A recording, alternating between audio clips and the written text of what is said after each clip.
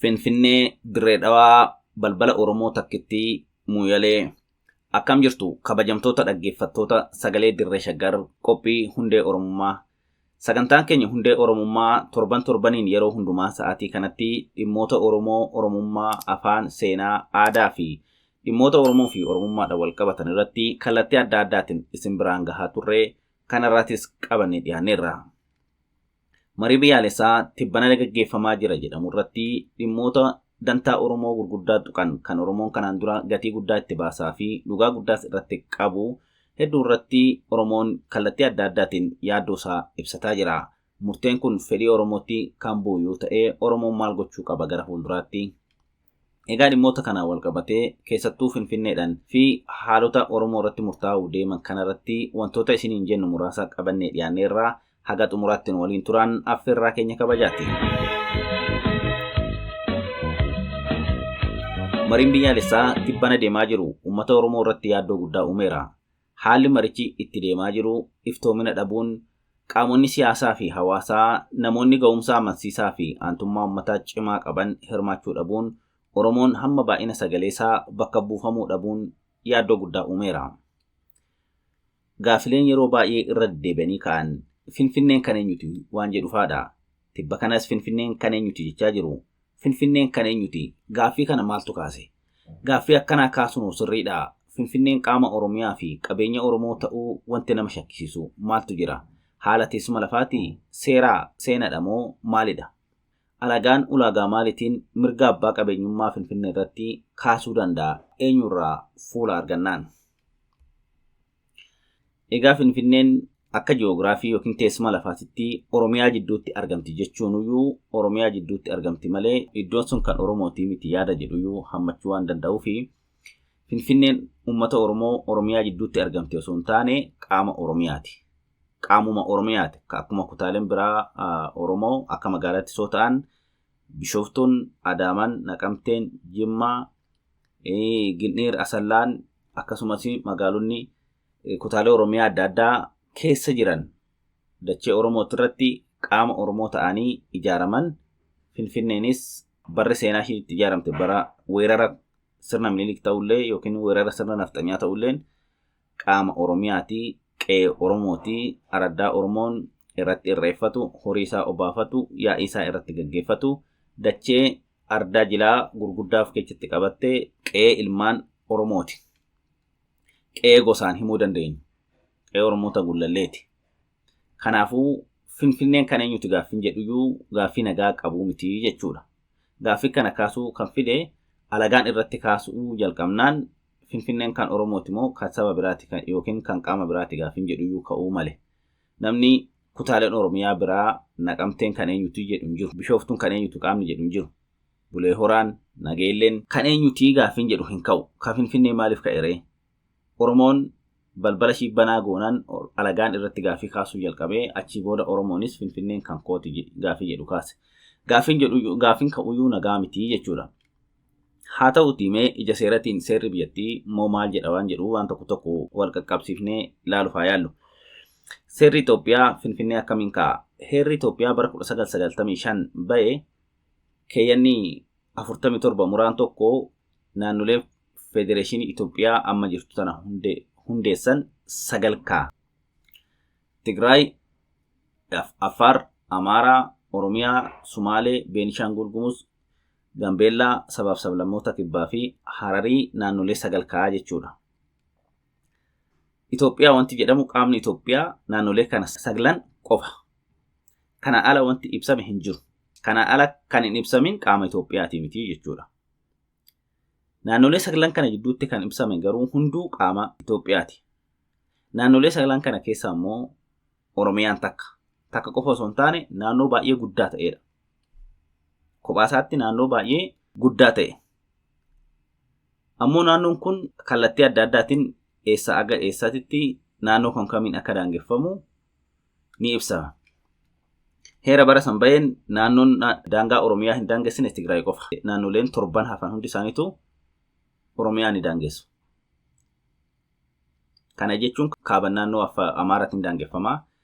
Dhiyaan gama tokkoon Gambeellaa, biyya Suudaan, gara tokkoon immoo Gumuz, akkasumas immoo kara kibbaatis sablammoota kibbaa biyya Keeniyaa fi gara bahaatiin Affaarii fi Sumaaleedhaan daangeffama. Kana jidduu kan jiru hunduu lafa Oromooti. Oromiyaadha jechuudha. Egaa Finfinneen as keessa jirti, Dirree Dhawaan as keessa jirti.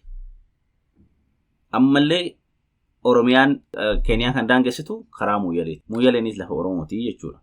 Muyyalee gamni tokko lafa Oromooti, gamni tokko immoo lafa Keeniyaati. Egaa dhugaan jiru kaheerris lafa kaa'e akka kana ta'e osoo jiru ammoo lafti qaama Oromoo taate kan handhuura Oromiyaa walakkaatti immoo argamtu. Daangaratti illee kan hin argamne Finfinneen kan eenyuti jedha. Gaafin amma ka'aa jiru. Egaa marii biyyaalessaa kanarratti fedha mootummaatiinis haa ta'u, sagalee warra achirratti hirmaachaa jiraniitiinis haa ta'u, yoo caalamee argame waan sagaleedhaan caalameef qofa Finfinneen carraan ishiin Oromiyaa jalaa ba'u bal'aadhaa jechuudha. Kanatu sodaa guddaa namatti uumee gunguma guddaa kaasaa jira kallattii adda addaatiin. Finfinnee fi Dirree Dhawaan naannoleedhuma sagalan kana keessa jiru jechuudha. Naannolee sagalan kana keessa Oromiyaadha. Magaalonni kun lamaan yoo qaama Oromiyaa hin taane qaama Itoophiyaas ta'uu hin danda'an. Magaalonni Dirree Dhawaa fi Finfinneen qaama Itoophiyaa ta'uudhaaf, qabeenya Itoophiyaa ta'uudhaaf dura qaama Oromiyaa ta'uu qaban. Heerri biyyattii kan kaa'u Itoophiyaan ida'ama yookaan miseensi Federeeshinii Itoophiyaa naannolee sagalii jedhee kaa'eera. Kanaaf kan qaama naannolee kana saglanii ta'e qabeenya Itoophiyaati yookiin qaama Itoophiyaati. Kan hin taane immoo miti jechuudha. Beekamtii seeraan qabu. Kan beekamtii seeraa qabu garuu naannolee saglan kana keessa kan jiru heera bara sanaatiin jechuudha. Eegasii naannoleen hedduun itti naannoleen 3-4 itti dabalamaniiru. Isaan malee seerri bara 1995 ba'ee miseensota Federeeshinii Itoophiyaa naannolee saglan kaa'e. Saglan san keessaa Oromiyaan takka. Kanaaf Finfinnee fi Dirree Dhawaan kan Itoophiyaati jedhamuudhaaf dura qaama Oromiyaa ta'uu qaban. Yoo qaama Oromiyaa hin taane qaama Itoophiyaas karaa ittiin ta'an hin qaban. Kanaafuu Finfinnee Oromiyaa irraa adda baasanii ilaaluun hin danda'amaa ree? Dirree Dhawaa hoo Oromiyaa irraa adda baasanii ilaaluun ni danda'amaa? Tasallee hin danda'amu. Dhugaan lafa jiru kana. Qaamoleen biroo yookiin saboonni biraa waan kallattii adda addaatiin dhufanii Oromiyaa keessa Dirree Dhawaa fi Finfinnee qubataniif magaalonni kunniin kan keenya gaaffii jedhu kan kaasaniif dadhabina bulchiinsaa haga ammaasitti Oromiyaa hoogganaa ture yookiin qaama mootummaa Oromiyaa hoogganaa tureeti jechuu dandeenya jechuudha.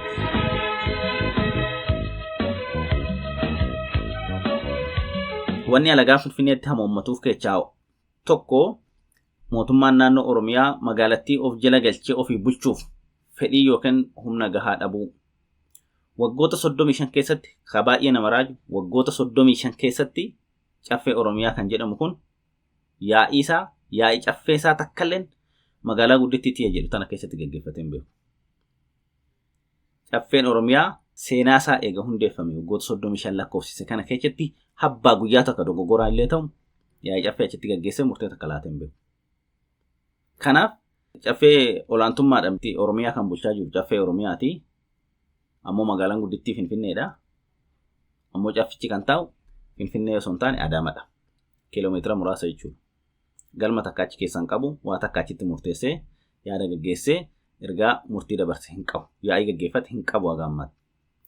Kanaaf ka Finfinneen ka eenyuti akka jedhamtu alagaan gaafii keessa akka galchu yookaan irratti ka'ee akka saammachuudhaaf dammaqu kan taasise caffeen kun guutummaatti Finfinnee keessaa bahee ofii isaatiifuu ala buluudha. Barcumni pirezidaantii achi jira, biirooleen achi jiru, biiroolee bakka fe'ee kireeffatanii hojjechuu ni danda'a rakkoon qabu. Garuu qaamni mootummaa Oromiyaa inni olaanaan caffeedha. Caffeedha silaa kan achi taa'u malee caffichi magaalattii warra biraatiif dhiisee keessaa galee magaalaa biraa keessa taa'aa jechuudha. Finfinneen qaama eenyummaa Oromummaa, handhuura Oromootaa, qe'ee Oromoota araddaa abbaa isaaniirraa buqqaanii fi galma qabsoo Oromoo ishii dhumaatii jedhanii ibsu qabsaa'onni Oromoo yeroo hedduu. Hayyoonni qorannoodhaan roga seenatiin, roga seeratiin kallattii adda addaatiin qorachaa turanis yeroo kana irra deddeebianii ibsaa turan. Oromoonis afuula isaatiin araddaa isaa tana, qe'ee isaa tana sirriitti faarfatee ibsaa ture. Gaafa achirraa godaanus, gaafa achirraa buqqa'us akkuma torban darbe sagantaa keenya keessatti kaasuudhaaf yaalaa turre lafti tun kan isaa ta'u ardaawwan jilaa sirna isaa irratti gaggeeffachaa ture. achirraa qabaachuusaa, hujuba achirraa qabaachuusaa kallattii adda addaatiin uummanni kun haga har'aatti afoola hin banne dabarfachaa ture, ibsachaa ture. Gootonni meeqaatamni achirratti harka dhabaniiru, lubbuu dhabaniiru, qe'ee dhabaniiru, eenyummaa isaanii irratti dhabaniiru. Egaa asirratti waa hedduutu ka'uu danda'a. Keessattuu gama afoolatti wal qabatee gootonni hedduun namoonni jajjaboon waraana Minilik bara sanaatiin caalamanii qe'ee isaanii dhaban kan isaaniif akka mammaaksatti mammakamaa ture hedduun jira jechuudha. Hortoo akka Saafoo Kaloo, Duroomtoo akka Jaarraa Matakkoo kan jedhan kunniin gootota Finfinneeti. Mammaaksa guddaadha kun. Qe'ee isaanii irratti Oromoon duroomee, badhaadhee, gootomee, lolatee qe'ee isaa kabachiisaa birmadummaadhaan jireenya badhaadhaa uummata jiraachaa turedha jechuudha. Hortoo akka Saafoo Kaloo, loltoo akka Jaarraa Matakkoo kan jedhame warra fakkeenyaan ibsamanii jechuudha warroonni kunniin. Egaa akka waliigalaattuu mariin amma gaggeeffamaa jiru kun qe'ee fi qabeenya Oromoo irratti qaama biraa mariisisuun sirriidhaayi. Marii ormaa wajjin godhamurraa fedhii fi kabaja Oromoo akkamiitu eegamaa kan jedhu immoo gaafilee namoonni hedduun kaasanidha. Qabeenya Oromoo irratti Oromoon akka walii isaatiin gaaddisa isaa jalatti sirna isaatiin taa'ee mari'achuu irratti wal falmuu akka fedhetti murteessuu ni danda'a. Kan isaati waan ta'eef Oromoon hunduu mirga irra qaba waan ta'eef. Qaamni biraa hoo kan dacheessuun isa ilaalanne akka lammii tokkotti ilaallachuu danda'a. Akka Oromootitti garuu akka qe'eetitti biyya waliin qabna malee qe'ee waliin qabna Oromoo wajjin. Biyya wajjin qabna, lammummaa tokko himachuu dandeenya, paaspoortii tokko qabaachuu dandeenya. Wantoonni biraatis kan walitti nuyiidhaan hedduun jiraachuu malu. Haa ta'u garuu qe'ee adduma adda qabna. Qe'een Oromoo kan Oromooti. Biyyi Itoophiyaa kan Itoophiyaanota hundaati. Waa'ee Itoophiyaa irratti yoo ta'e waliin mari'anna hundi keenya. Dursa garuu waa'ee qe'ee keenyaa kan mari'achuu qabnu. Waa'ee qe'ee Oromoon mari'atee murteesset isaan achi immoo waa warra ollaa ilaallatu. Waan akka lammiititti warra kaan ilaallatu akka lammii tokkootitti Oromoon afaan tokkoon ajandaa tokko qabateet isaa wajjin taa'ee mari'achuudhaaf dhiyaachuu qaba malee kottamee kan qe'ee kiyya jiru kuni maalidhaa keessammoo keenyaa kanayyuu adda baafnaa waan akka jedhu fakkaatu wayii qabatanii dhiyaachuun jalqabumarraa gaafumti akka itti ka'e sirriidhaa miti kan jedhu komiin hedduun ni ka'a. Egaa wanti gaariinis ni eegama kan jedhu shakkii guddaadha amma. Alagaanii waan ati qabdu yoo mari'ate eega marii keessa seenee guutummaa guututti waa dhabuu hin fedhu, innis waa keessa qooddachuu fedha. Yoo danda'ame immoo hunda fudhachuu fedha. Kanaafuu murteen dhufu gaarii ta'uu dhiisuu mala warri jedhan sodaa guddaa qaban ibsan sodaa isaanii ibsachaa jiran jiru jechuudha. Gama biraatiin gaaffiin biraa hedduu irra deddeebi'ee ka'aa jiru hiree magaalaa Dirree Dhawaa fi balbala Oromoo Muuyyalee hoo maal ta'a kan jedhudha. Egaa Dirree Dhawaanis akkuma walitti kaasuuf yaallee Dirree Dhawaanis qaama Oromiyaati, Muuyyaleenis qaama Oromiyaati. Haa ta'u amma immoo marii kana keessa galanii jiru waan jedhu jira. Muuyyaleen gara daangaa Sumaaleetiin hedduu qaamni hedduun fudhatameera. Lafti Oromiyaa bal'aan kan Booranni dheeda irratti gaggeessaa ture, horiidhaan irratti bobba'aa ture hedduu isaa fudhatameera. Fakkeenyaaf lafti Daawwaa jedhamu lafti godina tokko ta'uu danda'u. Irraa fudhatamee yeroo ammaa kana daangaa Sumaalee jala galeera, kaartaa isaanii jala galeera. Wanni gara siin jirus hedduu baay'ee nama yaaddechaa. Kanaafuu murteen gama kanaan eegamu kan gara Muuyyaleettis nama sodaachisaa. Dirree Dhawaanis akkasuma. Egaa hayyoonni Oromoo hedduun kallattii garaagaraatiin qeeqaa fi lallabni taasisaa jiran mariin amma gaggeeffamaa jiru kun hayyoota Oromoo quuqama aantummaa, hubannoo gahaa fi ogummaa seeraa fi seenaa akkasumas qophii gahaa itti qabaniin akkasumas baay'ina isa madaaluun waan bakka hin bu'aminiif fedhiin saba Oromoo fi abbaa biyyummaa isaa ni kabajama yookaan murteen Oromoon fedhu ni laatama jedhamee kan hin eegamne akka ta'e haalan gadi qabanii irraa dubbachaa jiru. Kunis sodaa guddaa uumeera. Ammallee ragaan keessaa bahee dhagahamaa jiru lafa dachee Oromoo irratti gaaffiin adda addaa ka'aa akka jirudha. Magaalota Oromiyaa hedduu keessatti afaan Amaaraatiin barnoonni kennamu akka qabu, afaan Amaaraa afaan hojii mootummaa akka ta'u gaaffileen hedduun irraa deddeebi'anii ka'aa akka turantu himamaa jira.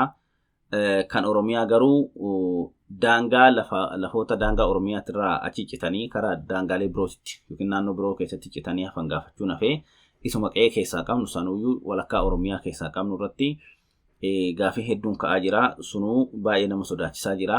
fedhiin Oromoo ni eegama moo Oromoo irratti waa murtaa kan jedhu namoonni kallattii adda addaatiin odeeffannoo gara keessatti argatanii toora miidiyaa kanarratti maxxansaa jiran wanni jiru xiqqoo nama yaaddechaa.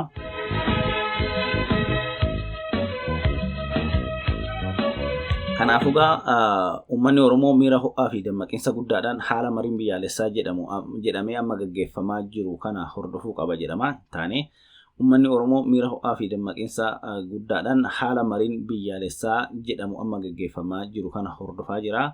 Namuu akkuma hubannoo fi ogummaa isaattis yaada isaa gaaffii fi sodaa isaa kaasaa jira. Kana keessaa qabxii muraasni Oromoon akkam ta'etu lafa isaa mariif dhiyeessa kan jedhu irra deddeebi'amee ka'a. Maddi walitti bu'iinsaa guddaan Finfinnee weeraraan qabamuu isaatii. Kanaafuu wanti kun marii dhiyaachuun lafuma isaa ormaa wajjin mari'achuuf dhiyeechuun mataan isaayyuu dogoggora guddaadha. Rakkoo Finfinnee gaafii kana keessa galchee weeraraan qabamuu ishii qofaa ija sanii ilaalamuu qaba malee abbaan qabeenyummaa Finfinnee gaafii keessa galuu hin qabu jechuudhaan ogeessi seeraa tokko fuula miidiyaa isaa irratti kaa'eera. Akkasumallee magaalaa Finfinnee Oromiyaa jalatti kallattiin deebi'uun magaalaa Finfinnee faayidaa guddaa qaba.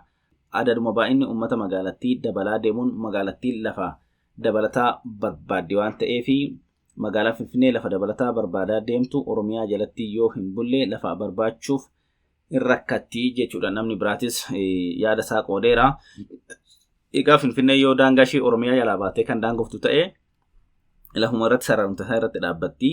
Lafti daangaa lafaa achitti dhaabbataa dabalatee hin babal'atu yoo jedhame baay'inni uummataa fedhiin uummataa dabalaa deemaa ijaarsi adda addaa dabalaa deemaa kun immoo lafa fedhaa yoo lafa isaa hin arganne ta'eegaa magaalattiin rakkina hamaa keessa galtii jiraattota ishiituu keessummeessitee jiraachisuu waan hin dandeenye fi rakkoo hamaa keessa galtii. Kanaafuu Oromiyaa jalatti yoo deebite immoo qaama bulchiinsa Oromiyaa waan taatuuf Oromiyaa irraa lafa ni argatte waan ta'eef rakkinni kun furamuu fi ni danda'a. Ammallee dhiyeessii risoorsii adda addaa kan magaalattiis akka magaalatti silaa barbaaddu akkasumas immoo waan magaalattiinis alatti baasuu qabdu hedduu Oromiyaadhaan walitti hidhamtee fayyadamuu waan dandeessuu fi rakkinni kun ni furamaaf kanneen jedhan jiru.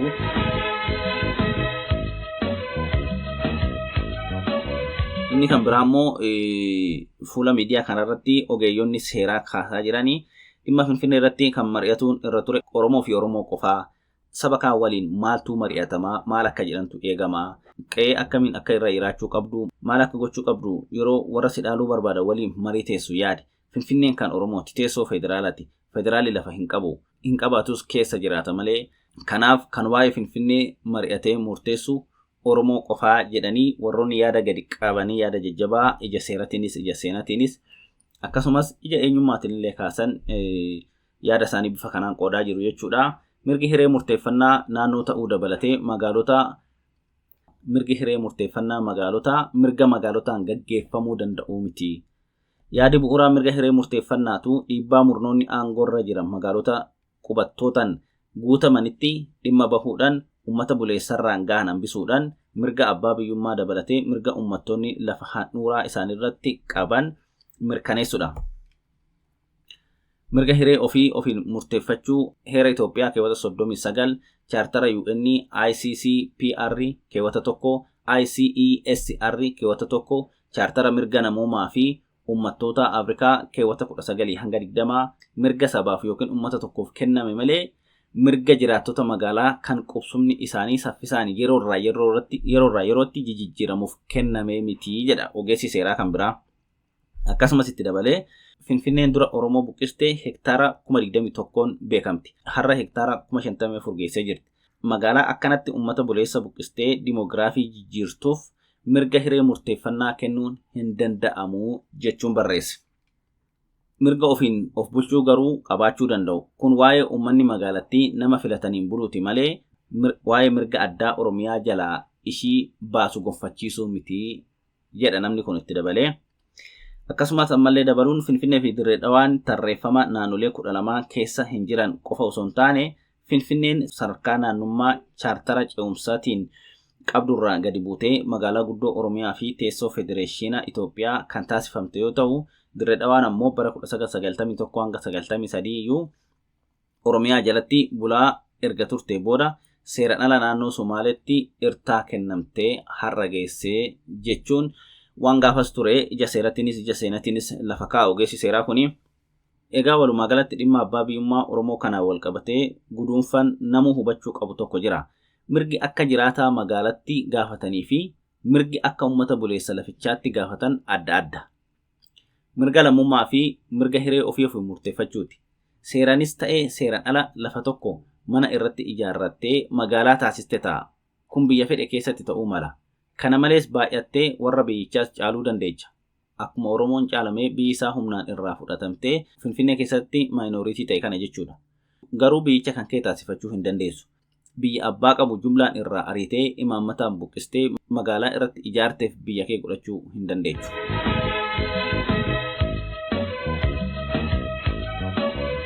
Haphatus baay'achuu baatus biyyi kanuma warra jaarraa hedduuf irratti handhuuramee irra jiraateeti.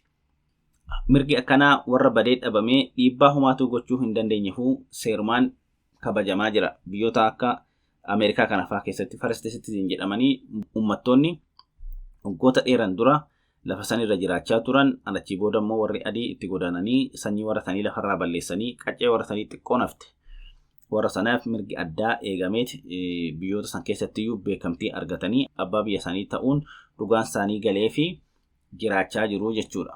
Egaa seerri addunyaa bifa kanaan osoo jiru Finfinnee irratti qaamni tokko kaleessa sirna wayii da'oo godhatee carraa argatetti fayyadamuudhaan sanyii eenyummaa afaan waa hunda saba tokko achirraa balleessee waan gamoo achirratti ijaarrateedhaaf abbaa biyya sanii ta'uu hin danda'u. Abbaan biyya sanii warra achirraa dhiibame warra dhugaachii qabu warra buleessa lafa sanirra ture jechuudha. Haa ta'u garuu warri biraa akka lammiititti mirga lammummaa tokko jiraachuu argachuu ni qabu. Sana namni dhoowwes hin jiru. Garuu mirgi abbaa biyyummaa achirratti mirgi abbaa biyyummaa mirga lammii miti mirgi abbaa biyyummaa sabni Oromoo qabu Finfinnee irratti Dirree Dhawaa irratti akkasumas Moyyalee irratti fi magaalota biroo dabalatee daangaa Oromiyaa kanneen biroollee dabalatee kan Oromoon kaasu Oromoo wajjin osoo hin taane Oromoo wajjin mari'atamee murtaa'uu qaba kan jedhu yaadonni kallattii adda addaatiin ka'aa jiru. Egaa sabni Oromoottis dhimma kana kallattiidhaan dammaqinaan eegee gaafii kaasuu qabu yaada kaasuu qaba jennaan nus yaada keenya har'aa asumaan xumurraa galatooma.